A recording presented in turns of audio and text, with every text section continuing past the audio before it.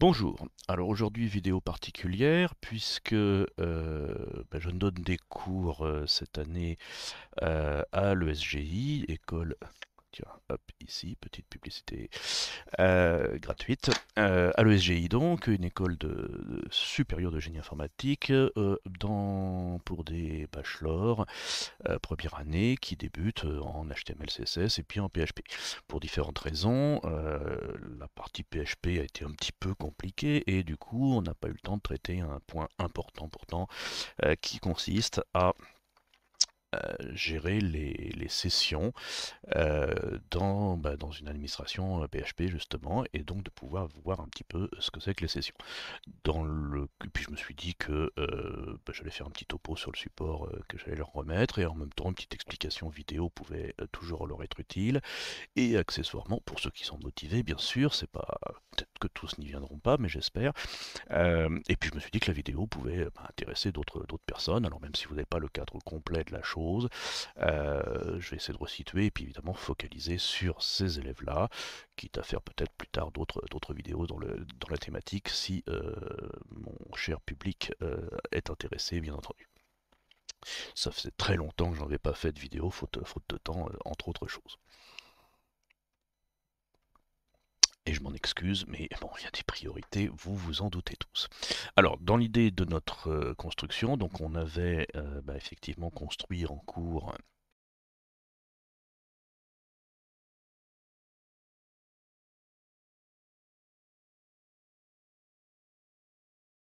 le tout intégré avec Bootstrap et qui permet effectivement de passer, de voir les mécanismes fondamentaux de PHP et notamment dans ses aspects connexion base de données bien sûr, euh, une page donc index permettant voilà, donc une page index qui va permettre de lister des informations avec des requêtes non paramétrées, et une page site qui, quand on clique sur un lien, permet d'afficher le dragon sur lequel on se trouve et qu'on veut consulter.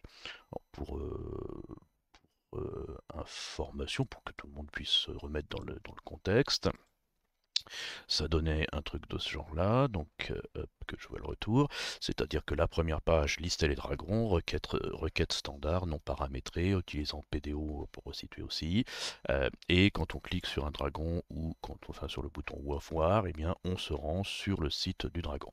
On constate qu'il y a quelques essais suite à des questions de cours avec les élèves, et puis des petits machins, enfin ce qu'il y en aura aussi un petit peu dans le code bien sûr, mais ça ne changera pas grand-chose, bien sûr. On est surtout là pour voir des mécanismes de base. Les élèves en question ayant un projet annuel assez costaud pour se faire la main sur des mécanismes un peu plus rodés, et donc en peaufinant un petit peu les choses, même si quelques-uns ont déjà bien avancé là-dessus, hein, bien sûr. Bref, donc je reviens ici. Donc là, on avait notre mécanisme, et puis dans un deuxième temps, on avait construit l'administration du site, c'est-à-dire ce qui permet de lister, modifier, supprimer des éléments, en ajouter bien sûr, hein, le CRUD classique. Hop, là aussi, on va faire une démo. Alors, je ne sais plus si dans ce groupe, je me suis basé sur un des groupes, j'avais tout stylé au niveau de l'interface, mais globalement ici j'ai donc la possibilité d'ajouter un nouveau dragon avec le formulaire qui correspond, qui si je valide va faire un insert, donc avec requête paramétrée, sécurisée, etc. Si je fais modifier un dragon, eh bien on se retrouve avec, ouais, c'est là où c'est peut-être un petit peu brut de décoffrage, mais c'est pas grave, on se retrouve avec les modifications du dragon qu'on va pouvoir mettre à jour bien entendu, euh, et puis la suppression qui était brute aussi, c'est-à-dire si je clique sur supprimer, ça supprime le dragon sans faire de confirmation, qui faisait partie de l'exercice entre autres, ou de l'entraînement que les élèves devaient faire. Donc là, ce qu'on va voir, c'est effectivement la partie rouge, c'est-à-dire empêcher d'accéder à ces pages. Pour l'instant, elles sont tout à fait open bar, mais de pouvoir les bloquer. Donc les bloquer qui vont nous imposer de voir un petit peu comment fonctionnent ces sessions, puisqu'on va passer par des sessions. Alors on a vu en cours qu'on avait plusieurs moyens d'accéder aux informations, enfin de transmettre des informations entre le navigateur et le PHP, et l'utilisateur par extension, puisque même si c'est surtout le navigateur qui va communiquer avec le PHP, on va hop là, j'ai encore la bougeotte. On va évidemment laisser l'humain un petit peu quelque part, puisque c'est l'utilisateur qui va agir bien sûr sur le navigateur. Donc on a vu en cours qu'on avait méthode get, méthode post, donc qui permettait de soit d'envoyer des requêtes pour aller chercher des résultats, qui est le principe de la méthode get, et la méthode post qui est plus destinée à envoyer, poster des informations bien sûr. Donc des formulaires, etc. Alors ce qu'on va voir nous maintenant, c'est les sessions principalement. On va évoquer un peu les cookies parce que les mécanismes sont assez proches entre sessions et cookies, mais on n'entrera pas dans le détail des cookies. L'idée de la session étant de conserver des informations de façon temporaire, contrairement aux cookies qui ont plus l'idée de conserver des données de façon un peu plus durable, dont la durée d'ailleurs est réglable en général. Alors, pour revenir un petit peu dans le concept, donc la méthode get up ici, bon, celle-ci on l'a vu en cours, elle a comme un caractéristique pardon, d'être simple à mettre en œuvre, c'est celle qui va nous permettre de transmettre des informations. Si je zoome sur l'aspect qui est ici, hop, là, nous allons avoir effectivement un getDragon et puis le point d'interrogation ID égale quelque chose qu'on récupère. C'est le mécanisme qu'on a mis à la fois en place sur le passage de la liste vers le single et de la liste admin vers le formulaire de modification et vers celui de suppression pour les mêmes paramétrages. Donc là, l'idée, c'est vraiment de faire un lien qui transmet des informations.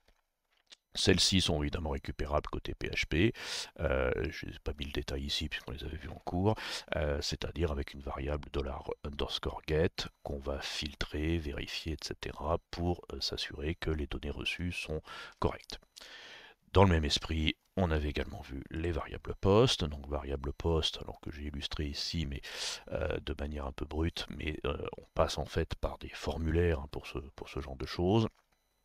Je mets de côté les appels JavaScript, API et autres qui sont hors sujet, bien évidemment. Donc on serait dans du méthode post, dans un formulaire méthode post, puisque le formulaire pourrait être méthode get si on voulait aller chercher des informations, typiquement un moteur de recherche. C'est pas l'idée.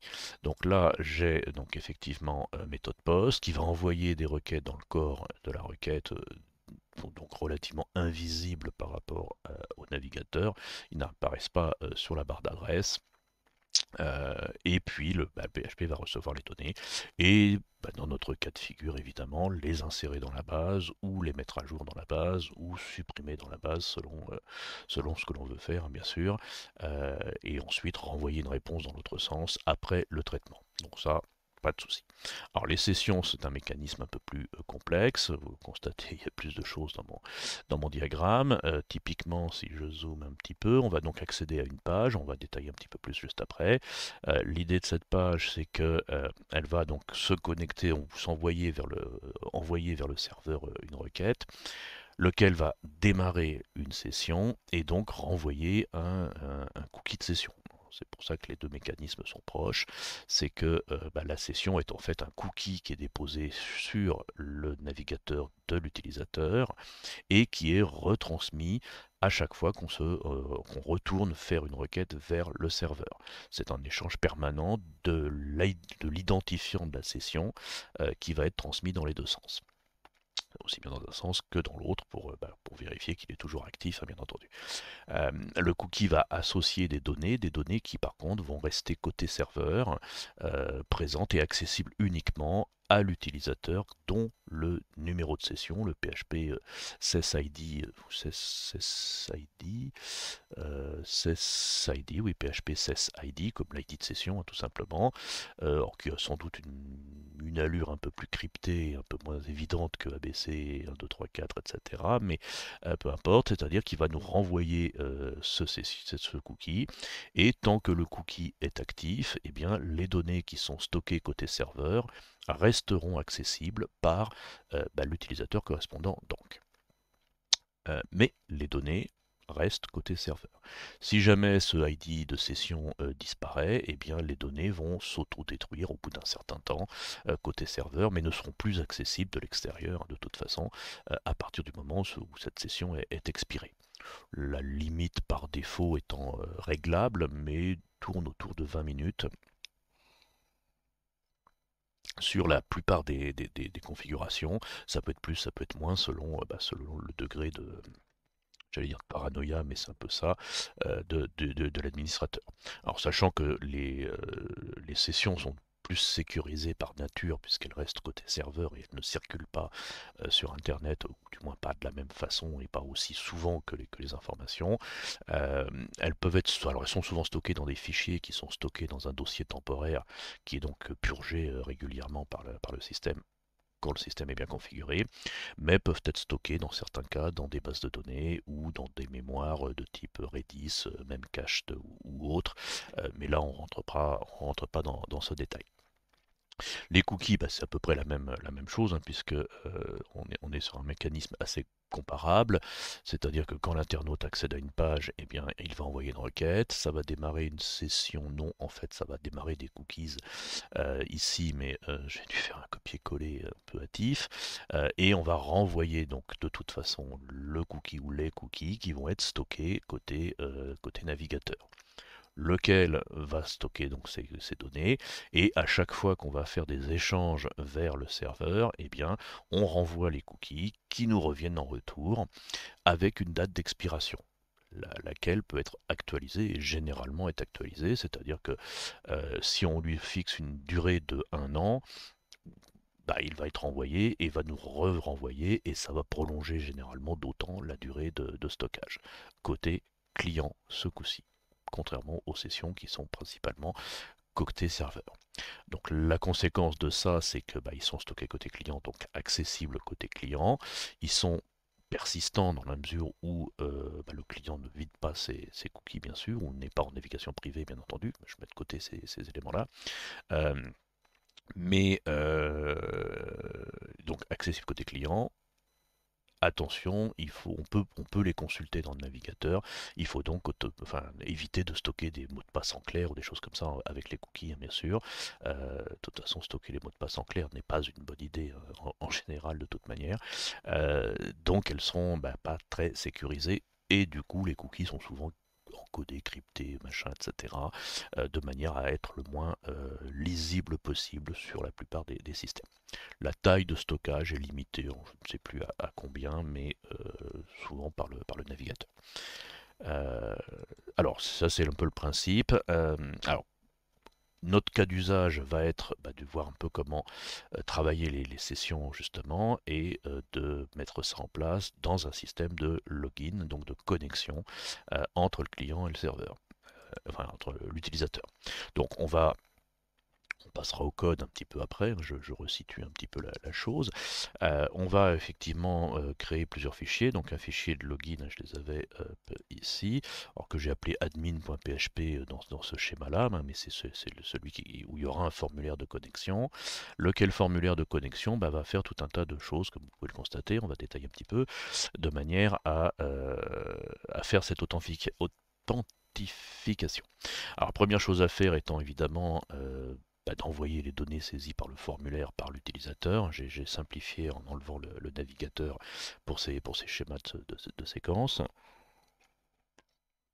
Il donc envoie un login et un mot de passe et on va évidemment vérifier qu'on a bien reçu les deux valeurs, le login et le mot de passe.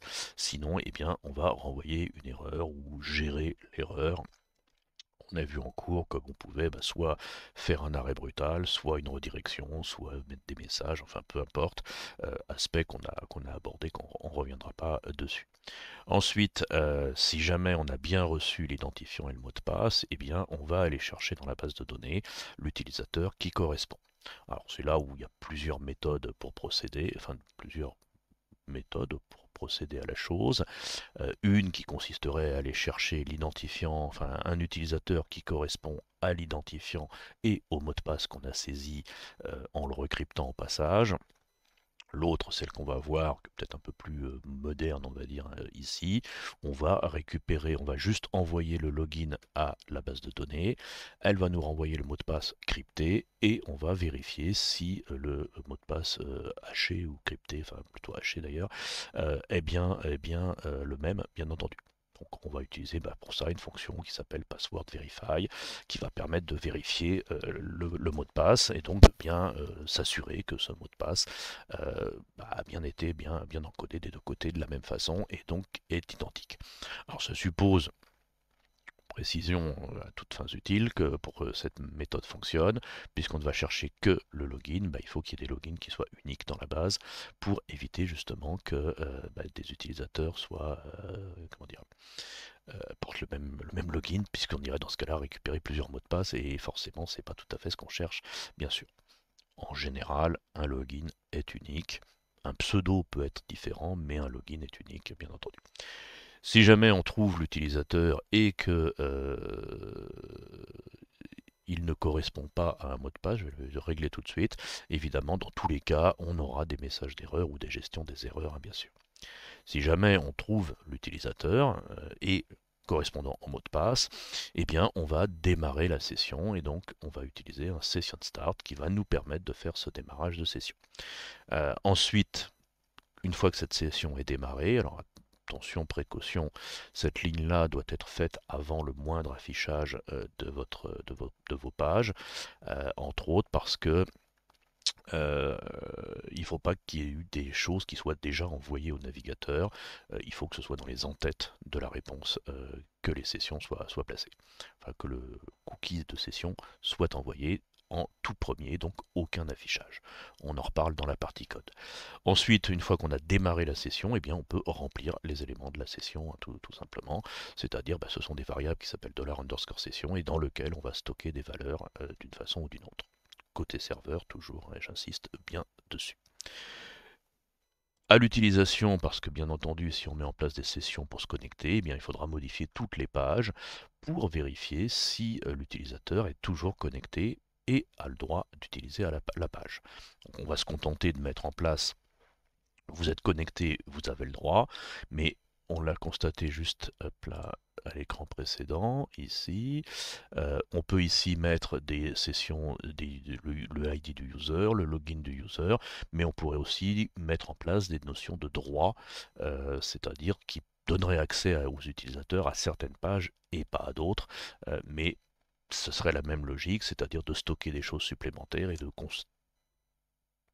comparer sur les pages si on a le droit et on a le niveau d'autorisation nécessaire pour ça.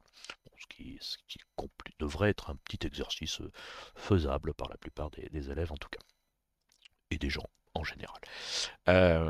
Donc là, du coup, je reviens sur la protection. Donc protection qui va démarrer par un session start, là encore, toutes nos pages protégeables doivent démarrer par un session start et vont démarrer par un test. Est-ce que l'utilisateur est connecté en quelque sorte? Test classique, on a créé une variable session user ID, et bien on vérifie que cette variable session user ID est correcte tout simplement. Et si elle est correcte, c'est qu'a priori il est à la fois connecté et toujours actif bien entendu.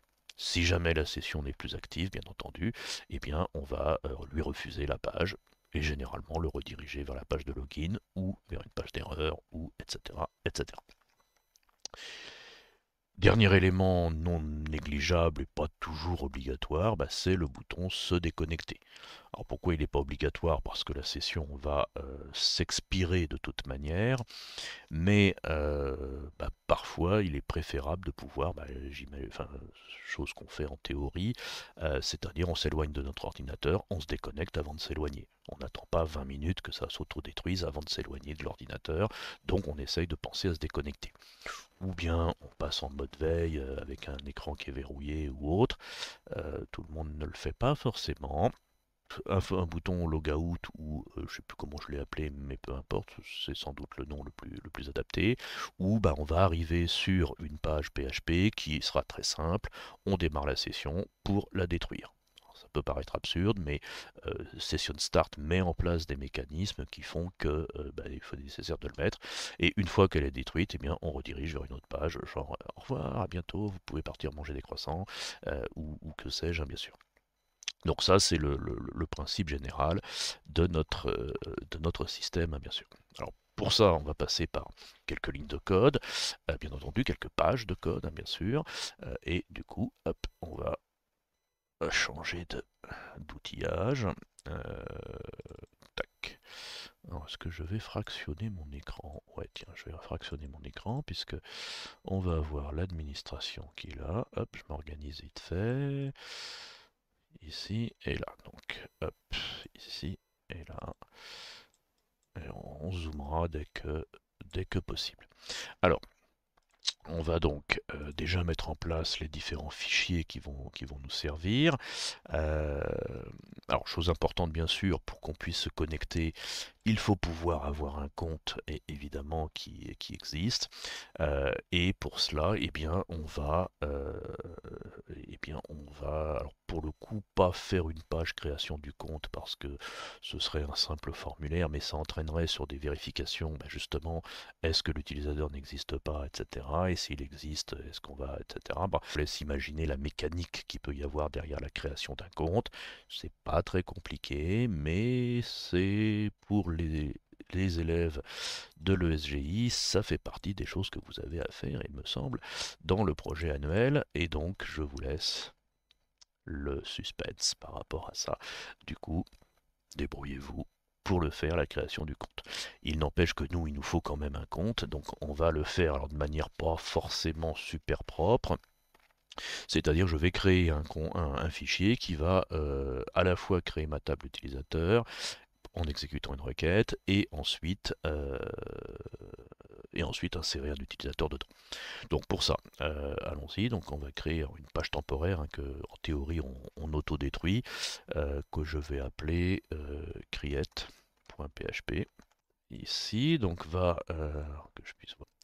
Alors, cette page, donc effectivement, va inclure le fichier de configuration. Donc, pour les élèves, vous l'avez déjà. Pour les autres, je vous le montre rapidement. Il n'est pas parfait. Attention, les mots de passe, non, on est en local, donc c'est pas très grave. Mais je crée une connexion en utilisant PDO qui me renvoie un objet $connection qui nous permet d'utiliser cette connexion. Et c'est cet objet con qui vont nous permettre de justement d'envoyer des requêtes évidemment vers le serveur, requêtes paramétrées ou non selon les cas bien sûr. Euh, Hop là, donc ici eh bien je vais alors déjà on va mettre en place hop là, une petite try catch qui va bien là aussi pour sécuriser un maximum et donc hop là ou du moins faire des expérimentations et vérifier que tout se passe correctement, bien entendu. En théorie, ça peut planter, mais ça ne devrait pas. Euh, mais prenons trop de précautions, bien sûr. Passer par des tries n'est pas forcément la meilleure méthode dans tous les cas, mais bon, bref. Alors, première chose qu'on a à faire, bien sûr, c'est la création de notre table. Donc, j'ai fait très simple, je fais un create table de ma table utilisateur uniquement si elle n'existe pas déjà, bien sûr. Et cette table va être, on est avec MySQL hein, pour info, va posséder un identifiant auto-incrémenté, clé primaire, etc., ainsi qu'un login, ainsi qu'un mot de passe. Lequel login eh bien, sera note nulle, donc obligatoire, et unique, bien sûr. Les mots de passe ne peuvent pas être uniques, puisque de toute façon ils vont être cryptés, enfin hachés chacun de leur côté, et en théorie ils ne devraient pas être uniques, mais c'est pas gênant, on peut potentiellement avoir plusieurs utilisateurs qui ont le mot de passe, le même mot de passe. Euh, D'ailleurs c'est assez fréquent qu'il y ait des gens qui aient le même mot de passe, un des mots de passe les plus célèbres étant 1, 2, 3, 4, 5, 6, 7, 8, 9 peut-être, mais bon bref. Donc là je crée ma table si elle n'existe pas. Et donc, requête standard non paramétrée, j'exécute ma requête qui est définie au-dessus.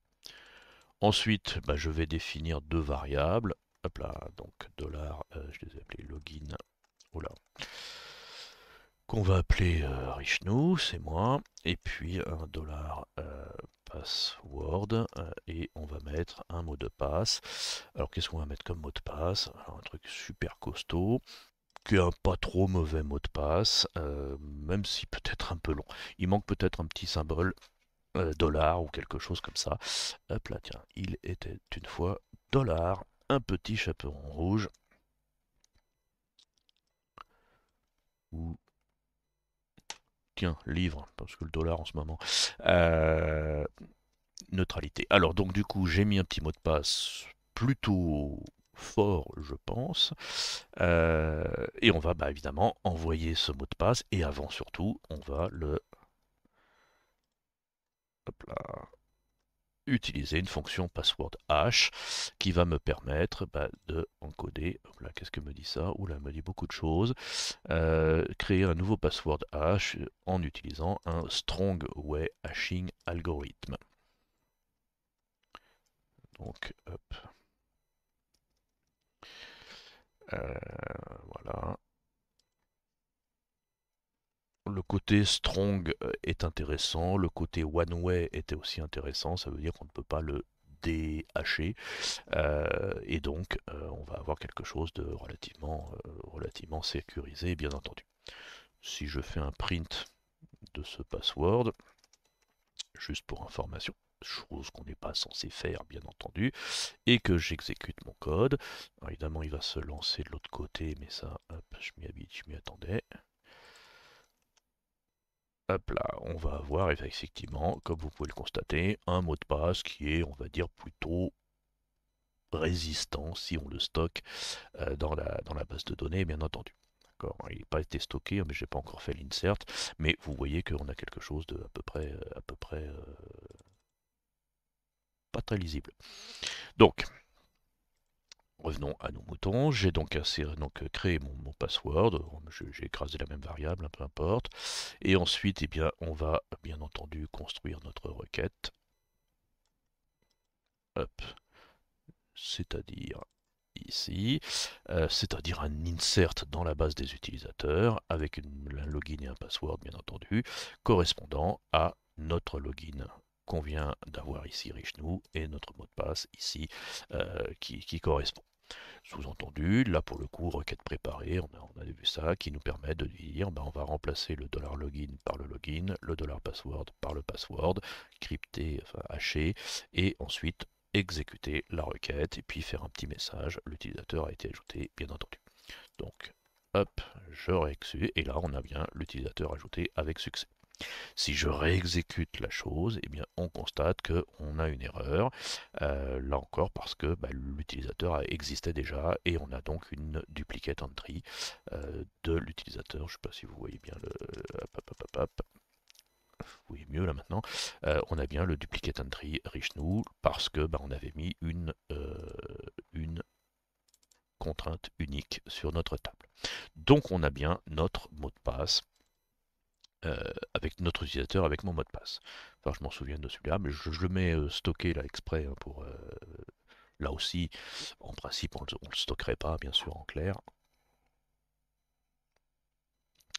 Et on ne le diffuserait pas sur YouTube ou sur Git, bien évidemment.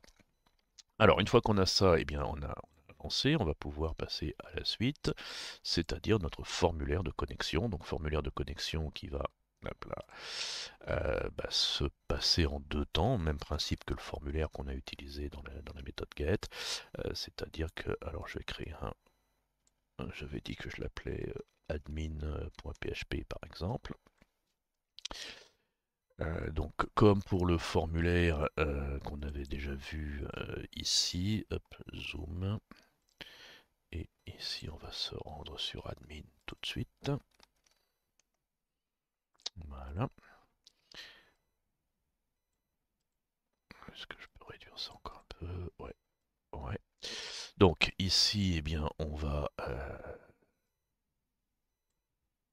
donc reprendre un petit peu le style de construction qu'on a retenu en cours ici, c'est-à-dire qui nous permet d'avoir un formulaire. Hop là, donc là je vais hop, en formulaire qui est relativement, non, qui est excessivement classique et simplifié. Je vais zoomer un peu ici, puisque on va simplement faire un login, un mot de passe, avec les labels, les inputs type texte pour le login et bien sûr type password pour le mot de passe. Je vous rappelle que ça c'est pour celui qui regarderait derrière votre épaule. Euh, alors s'il regarde derrière l'épaule vers l'écran, c'est pas un problème, il verra que les points. Par contre, s'il regarde le clavier, bien sûr, il pourra voir votre mot de passe. Donc soyez vigilants aussi sur la saisie des mots de passe, puisqu'on en parle, bien entendu. J'ai pas mis de classe btn, primary sur mes boutons. Ça peut être sympa puisqu'on a Bootstrap. Alors Bootstrap va mettre un peu de style sur les formulaires par défaut, mais généralement pas tellement, donc à vous de les travailler bien sûr hein, pour que ce soit plus sympathique. De la même façon qu'on pourrait mettre du JavaScript pour vérifier que l'utilisateur a bien rentré son login et son mot de passe, ce qui n'empêchera pas la vérification côté client, enfin côté serveur, hein. La vérification côté client, c'est pour l'ergonomie, l'interface utilisateur. La vérification côté PHP, c'est pour la sécurité, hein, c'est pas le même rôle, donc important de faire les deux. Donc ici, et bien entendu, je fais forme méthode post, puisqu'on a dit que tout ça allait être en post. Et ensuite, label for login, ID login, et voilà. Donc le name login, le name pass, les deux informations qui vont donc être transmises à notre PHP. Alors, on va rester sur l'idée qu'on avait vue pendant les cours, c'est-à-dire d'utiliser le même fichier pour les deux éléments, c'est-à-dire à la fois le formulaire en bas et le traitement du formulaire en haut, histoire de simplifier un petit peu la chose, et notamment de pouvoir potentiellement mettre des messages d'erreur sur la page. D'ailleurs, je vais tout de suite intégrer ici un élément, c'est-à-dire de me dire bah, si jamais j'ai une variable qui s'appelle $error qui a été définie, et bien dans ce cas-là, je vais insulter l'utilisateur. Enfin, ou mettre un message d'insulte pour l'utilisateur. D'accord. Donc typiquement là, je n'ai pas d'erreur. Si par contre j'ai erreur égale quelque chose, genre oups, eh bien, on va avoir le oups qui s'affiche, ce qui nous permettra de gérer des affichages d'erreurs si on revient sur la page et qu'on a des erreurs. Donc j'ai retenu ce système pour cette page-là. Alors, qu'est-ce que doit faire la partie post? Eh bien, la partie post va hop, donc déjà vérifier qu'on est bien en poste. Et si jamais on est en poste, eh bien, on va récupérer les variables qui sont récupérées. Donc, on a vu ça là aussi pendant les cours. Je vais rapidement, mais j'explique quand même, c'est-à-dire qu'on récupère une variable login, une variable pass, je l'appelais pass, je suis peut-être pas très heureux, mais comme ça, et je vais les filtrer de manière à m'assurer que ce soit bien des choses qui sont à peu près saines, des input post qui sont des strings et qui s'appellent login et pass. Sous-entendu, $_post login, $_post pass pour récupérer mes deux valeurs. Si jamais les deux ne sont pas vides, on va y revenir, on devra vérifier dans la base. Par contre, si jamais l'une ou l'autre ou les deux sont vides, et bien c'est là qu'on va définir notre variable $error par exemple. Donc j'expérimente tout de suite. Là, je valide mon formulaire. Alors, je l'ai mis en require. Je les ai mis en require. Ouais, je les ai mis en require. Alors ça permet d'empêcher de vérifier le truc. Maintenant, un petit bidouilleur pourrait contourner malgré tout la chose, tous les doubles ou triples vérifications qu'on va faire. Donc, si jamais je retire ça pour l'expérience, vous voyez que, oula, on a des déprécations de... Ouais, alors on va retirer les filters. J'ai toujours un doute là-dessus, et comme on l'avait vu ici, on va pas s'embêter pour l'instant. Donc je n'ai pas filtré, j'ai juste récupéré ça, puis de toute façon on fera des vérifications un peu partout, donc on va rester là. Je sais plus ce qu'on avait utilisé de l'autre côté, on avait utilisé les special chars, on va peut-être quand même mettre les special chars.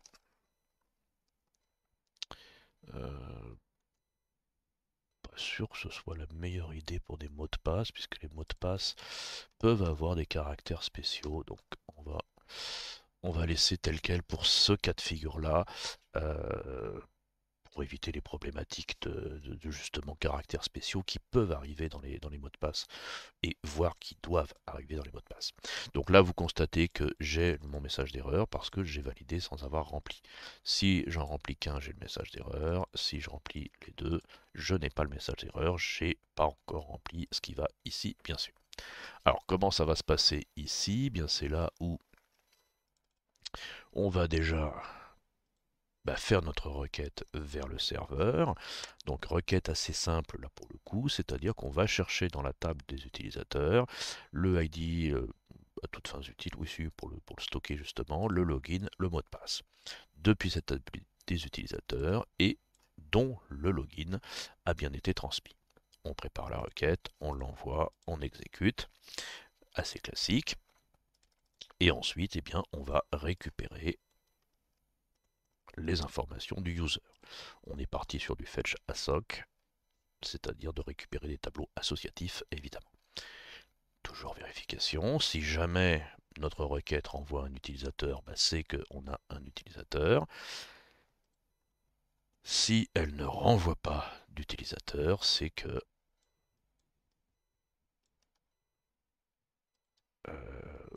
on ne va même pas mettre de else, on va mettre ici, c'est que les identifiants sont incorrects. Puisque c'est un peu l'idée, on va évidemment remplir les cases qui sont ici. Je revalide mon formulaire et là je m'aperçois que j'ai oublié un petit détail, c'est-à-dire de include once du fichier config qui me permet de faire des connexions à la base de données, bien entendu. Tac.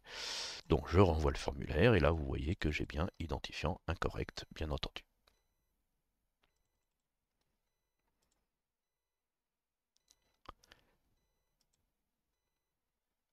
Puisque j'ai rentré je ne sais même plus quoi, n'importe quoi, évidemment c'est incorrect. Alors de toute façon là au stade où on en est, on aura incorrect quoi qu'il arrive, parce qu'on n'a pas fait la dernière étape qui consiste, enfin l'avant-dernière étape, pardon, qui consiste à vérifier que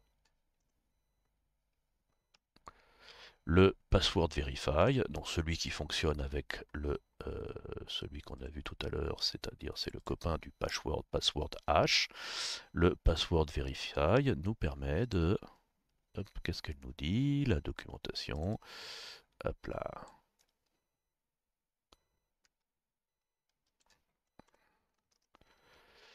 que le mot de passe haché correspond bien au mot de passe que l'on a face à nous. Sous-entendu que celui qui vient d'être saisi par l'utilisateur correspond bien à celui qui a été stocké dans la base. En gros, pour faire simple, il le rehache, j'imagine, et il revérifie que les deux correspondent, bien entendu. Je ne sais pas trop comment ça fonctionne dans le détail, mais ça permet de vérifier évidemment la chose. Si jamais ça ne vérifie pas, eh bien, il passe à la suite. Si jamais ça vérifie, bah évidemment, il va se connecter, donc passer à la suite, sous-entendu définir un message d'erreur. Si ça passe, ici, eh bien, nous allons, c'est là où, ah ouais, enfin, les sessions. Tac. On va démarrer le fameux session start qu'on a vu dans l'intro, le session start qui va donc nous permettre de définir deux ou trois ou quatre variables de session, c'est-à-dire dans notre cas, le session user ID et le session login, parce que j'ai décidé de stocker ces deux-là. Alors le login, c'est-à-dire le nom de l'utilisateur qui permet de dire le fameux bonjour Richnou quand on se connecte sous le nom de Richnou. Intérêt limité, si ce n'est de savoir qu'on est bien connecté. Des fois, ça peut être bien d'avoir effectivement le truc. On pourrait stocker l'URL de l'avatar pour avoir la photo de l'avatar. On pourrait évidemment envisager de stocker d'autres informations, dont les fameux droits d'utilisateur que j'évoquais tout à l'heure. Une fois qu'on a fait le session start, eh bien, on redirige vers la page admin list. On a maintenant le droit d'aller vers admin list. Et puis juste après, on s'arrête parce que sinon le script risquerait de continuer. Précaution, on va dire, plutôt utile dans certains cas. Pas forcément ici, mais dans certains cas, ce serait plutôt utile. Alors vérifions que ça fonctionne. Donc là, toujours, j'ai pas les champs remplis. Là, j'ai toujours quelque chose d'incorrect. Par contre, si je mets mon identifiant et mon fameux mot de passe, là, vous voyez que j'arrive bien sur ma page. Je suis connecté. Oui. Mais n'importe qui peut quand même passer parce que je n'ai pas pris sur cette page admin list de précaution, la fameuse deuxième phase, c'est-à-dire que n'importe qui connaît l'adresse de cette page peut y accéder sans aucun problème. Et évidemment, c'est pas ce qui m'intéresse bien sûr. Conséquence, on va sécuriser cette page aussi. Ce qui me fait penser que, hop là, puisqu'on est en local, je vais essayer de voir. Ah ouais, je sais plus où c'est stocké sur le Mac. dans mon dossier, alors qui semble, vu la date, 7 mai 2005, ici. Voilà, vous constatez que sur le Mac, eh bien, j'ai ici une variable qui correspond à ma variable de, enfin, mon fichier de session. Si j'ouvre ce fichier de session, je ne sais plus si c'était celui-ci, vous voyez qu'il a stocké sur le Mac, enfin sur le serveur, puisque ma machine me sert de serveur ici, il a stocké les identifiants et les mots de passe qui sont dans la session en question. Il les a stockés en clair, vous le constatez, mais sur le serveur, donc non accessible théoriquement à des gens qui ne sont pas sur le serveur, donc aux internautes en général. D'accord, mais les informations sont quand même accessibles, hein, sur le serveur. Ça pourrait créer des centaines, des milliers de fichiers s'il y avait beaucoup de visiteurs, bien entendu, lesquels pourraient être très gros si vous stockez beaucoup d'informations, mais c'est pas évidemment le propos du jour. Si là j'ai une autre session qui est ouverte ici, vous constatez que là bah, j'ai pas mal d'informations dans cette session. Ça correspond à du PHP MyAdmin qui stocke beaucoup de choses dans ces sessions bien entendu. Parce que bah voilà. Donc comme je suis connecté à PHP MyAdmin sur un autre écran, et eh bien j'ai beaucoup de choses. D'accord, donc là on a donc notre session qui est stockée, notre identifiant de session qui est stocké bien sûr. Voilà. Maintenant, bah, on va sécuriser cette page. Où on va faire le logout avant, ce qui va nous permettre de tester justement la déconnexion également, et donc de pouvoir voir comment ça se passe, si on est connecté, si on n'est pas connecté, etc. Enfin les différentes cas de figure. Alors, créons notre bouton se déconnecter déjà, parce que c'est quand même le plus important. Ici, hop, on va donc créer un bouton qui va s'appeler logout, logout, logout, et on va mettre un btn danger, tiens, hop, d'accord, donc là, hop, logout. Donc j'ai changé la couleur du bouton danger pour ceux qui ont l'habitude de Bootstrap. Enfin, on a fait des essais avec les élèves, mais globalement j'ai fait mon bouton. Évidemment, pour l'instant, il n'existe pas, bien évidemment. Alors créons-le parce que celui-là, ça va aller vite.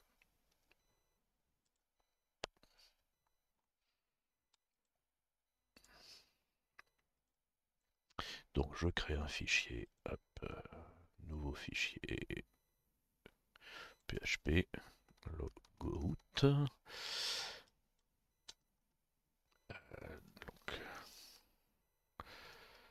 le fichier logout. Donc le fichier logout, alors celui-ci est très simple. On démarre la session.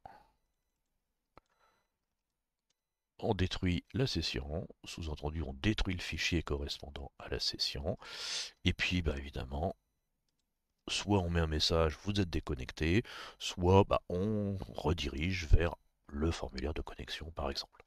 Donc là, si je rafraîchis, vous voyez que je reviens à cette case. L'avantage, c'est que maintenant, si j'essaye d'accéder, enfin, si j'essaye d'accéder de nouveau à Admin List, ben, j'ai toujours accès à Admin List parce que je n'ai pas protégé Admin List, bien entendu. Conséquence, protégeons Admin List maintenant. Là, je ne suis plus connecté, hein, bien sûr, donc je vais protéger Admin List. Alors pour ça, hop, on va sur Admin List. Alors juste avant le config, tiens, on va faire sèche proprement, on va créer un fichier qu'on va appeler protect.php. C'est bien ça. Et lequel protect va mettre en place notre protection. Et dans admin list, eh bien, on va inclure protect. D'accord. Donc notre protection va être mise dans un fichier protect et on va inclure ce fichier protect pour protéger notre page. Alors qu'est-ce qui va faire ce fichier protect? Eh bien, session start toujours, puisque on doit démarrer la session. Et comme on a vérifié, eh bien, on va pouvoir, clac, Donc là, je aère un tout petit peu le code. Alors j'ai fait dans le brutal hein, ici, mais on pourrait bien entendu rediriger vers une page spécifique ou vers la page login ou peu importe.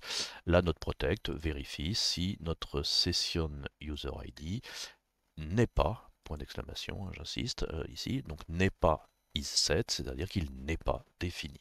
Si jamais il n'est pas défini, c'est qu'on n'est pas connecté ou qu'on est déconnecté. Conséquence, accès interdit. D'accord, parce que je ne suis pas connecté, vous l'aurez compris.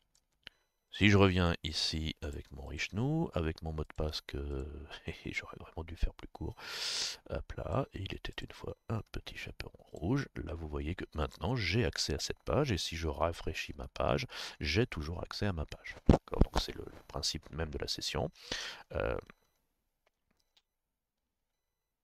Si, hop, tac. Vous constatez que j'ai dans ma variable ici, dans mon fichier temporaire, des fichiers de session. Si je me déconnecte ici, vous voyez qu'il y a un fichier qui a disparu. C'est celui correspondant à la session qui était en cours. Donc le fait de se déconnecter va également détruire le fichier qui correspond ici. Ou alors j'attends 20 minutes. Est-ce que je fais 20 minutes à ne rien faire devant mon écran sur une vidéo YouTube? Non. Mais il se serait sans doute autodétruit au bout de 20 minutes parce que le serveur vérifie tout ça évidemment et supprime automatiquement les, euh, les vieilles sessions qui traînent sur la machine. Donc le principe est posé. Alors bien entendu, il ne faut pas s'arrêter là parce que là actuellement, si je reviens sur une page, donc ça c'est celle du site, si j'arrive sur admin edit, vous constatez que admin edit existe toujours. Et que si je vais sur le ID Dragon numéro 1, il existe toujours, donc on n'a pas protégé. Il faut protéger toutes les pages, bien entendu, pas uniquement la page liste, bien sûr. Donc, admin list, ma protection, admin edit,